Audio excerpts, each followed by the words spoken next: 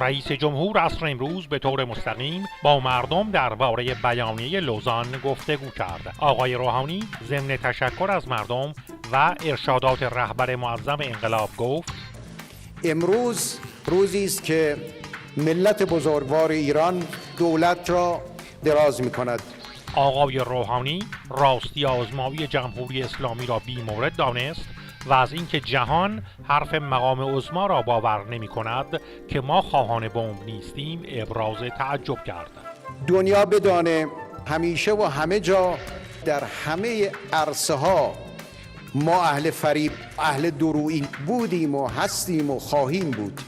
من در اینجا به صراحت میگویم آنچه که تا دیروز میگفتند غنیسازی در ایران تهدید برای منطقه و جهان است درست بوده. امروز همه قبول کردند که همه تحریم‌های مالی، اقتصادی، بانکی درست بوده.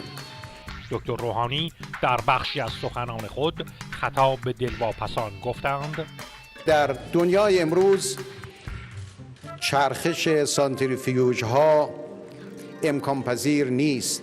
مقام معظم رهبری مدظله العالی باید در همه زمینه‌ها بچرخد، در چرخش باشد. چرخش مقام معظم رهبری زمانی برای ما ارزشمند است که نه تنها در بحث هسته‌ای که در همه مسائل کشور در چرخش باشد.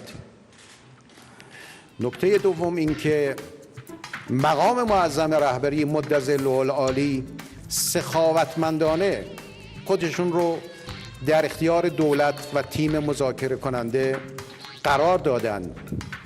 رئیس جمهور با تاکید بر سخنان مقام معظم رهبری که گفتند تحریم ها به سود ما بوده افزودند: مذاکره در سایه فشار تحریم بوده. در چارچوبی که تا دیشب به آن رسیدیم رهبری معظم پذیرفتند که تسلیم شویم. پس رویکرد دولت این بود که تسلیم قدرت ها شویم. در این چارچوب فوردو بسته میشه، دهان دولت برای همیشه باز میمانه. و سلام علیکم و ارواح عمه مقام معظم رهبری و برکات.